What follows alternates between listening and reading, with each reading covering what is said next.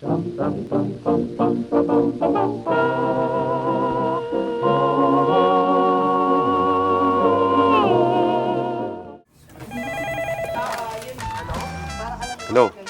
Hello, Garfield.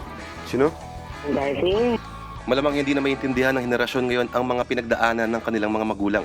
Hindi nila maintindihan ang konsepto ng payphone, kung paano kailangan mo pang pumila at maghanda ng 3.25 and later on 2 piso. Kaya sorry ka na lang, dingdong avansado. Hindi nila maintindihan ang kanta mo.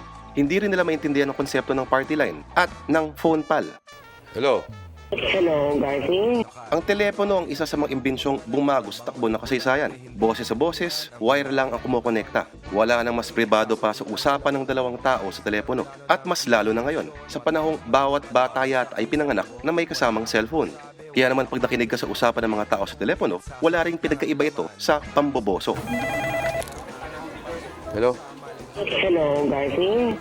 Invasion of privacy. At may kinalaman nga dito ang isa sa mga pinakamalaking iskandalong yumanig sa Britanya kamakailan lang. Napilitang magsara ang News of the World, ang malaalamat at widely circulated na tabloid na pag-aari ng bilyonaryong si Rupert Murdoch. Nang top ang mga reporters ito ng mga telepono ng ilang mga tao para makakuha lang ng istorya. At malas mo lang pag ikaw ang nadali nito. Is the mother of all those things. Teka, andito na naman tayo. Paano ba tayo napunta dito? Telepono pinag-uusapan natin, di ba? Lagi na lang natin siyang tinitira. Kinukutsa, inaapi. Tao lang naman siyang katulad natin, no? Siyempre, normal na masaktan siya. Sabi nga ni Kuya Sasona, tama na ang pagiging nega.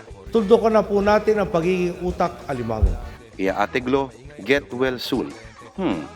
Magkape ka kaya muna. 1 bilyong piso po ang ginastos ng dating pamunuan ng ahensya para sa kape. Hello.